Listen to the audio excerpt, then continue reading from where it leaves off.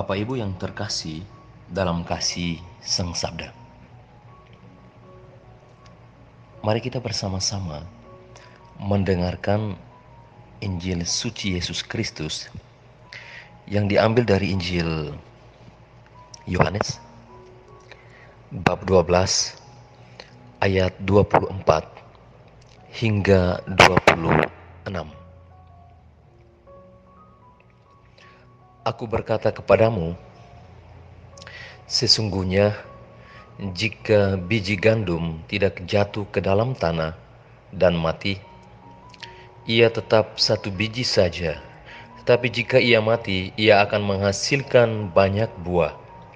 Barang siapa mencintai nyawanya, ia akan kehilangan nyawanya. Tetapi barang siapa tidak mencintai nyawanya di dunia ini, ia akan memeliharanya untuk hidup yang kekal. Barang siapa melayani aku, ia harus mengikuti aku, dan di mana aku berada, di situ pun pelayanku akan berada.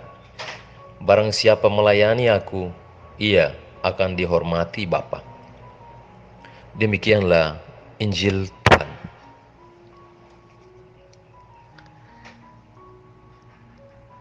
Tentang biji gandum, Yohanes Penginjil menganalogikan biji gandum yang tidak akan menghasilkan buah dan kehidupan jika tidak mati, alias tidak ditanam ke dalam tanah. Biji gandum itu memang memiliki potensi kehidupan di dalam dirinya, tetapi ia akan tinggal sebagai potensi jika itu tidak diaktualkan. Membiarkan diri menjadi benih yang jatuh ke dalam tanah adalah satu-satunya cara untuk menghasilkan kehidupan yang baru, menghasilkan buah. Dalam konteks biblis, biji gandum adalah Tuhan kita Yesus Kristus sendiri. Kalau Tuhan kita Yesus Kristus tidak taat sampai mati di kayu salib, ia tidak akan berbuah, tidak ada korban penebusan dosa, dan tidak akan pernah ada keselamatan. Tetapi karena Tuhan Yesus mau taat sampai mati, bahkan mati di kayu salib, maka ada buah yang dihasilkan, yaitu orang yang percaya kepadanya diselamatkan dan diperdamaikan dengan Allah. Tuhan Yesus yang telah menjadi biji gandum yang jatuh ke tanah dan mati, akhirnya menghasilkan tuaian, yaitu keselamatan jiwa-jiwa. Bapak, Ibu, saudara-saudari yang terkasih, pesan spiritual bagi kehidupan kita adalah demikian.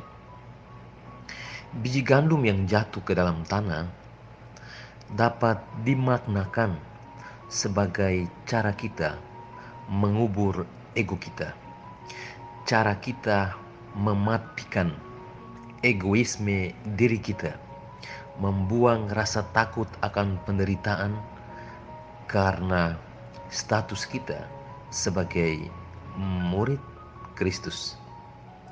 Selain itu, biji gandum yang ditanam ke dalam tanah juga adalah usaha kita memerangi berbagai motivasi pewartaan yang hanya mengejar pemuliaan diri semata, mengejar nama baik semata supaya dikenal dan disanjung dan sebagainya.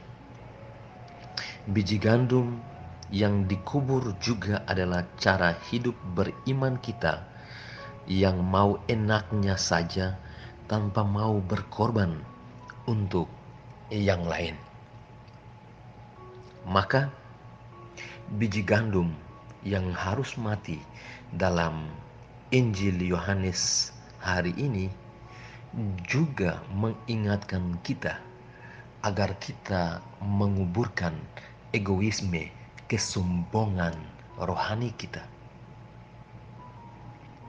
Semoga kita dapat menjadi biji gandum yang berkualitas bagi banyak orang. Amin.